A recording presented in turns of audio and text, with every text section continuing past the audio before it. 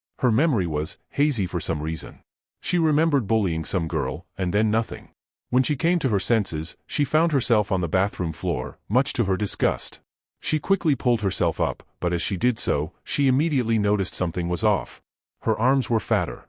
Her skin was covered in blemishes, and her nails looked disgusting. She turned and looked in the mirror. And her eyes widened in horror. She was bald, fat, covered in pimples, and other blemishes. She looked like she'd fallen on the ugly tree and got hit by every branch on the way down. Before she could even process what had happened to her, she heard the other girls waking up. Turning her head to look at them, she saw that all but the girl they had been bullying had the same thing happen to them. And so she did the only thing her mind could think to do.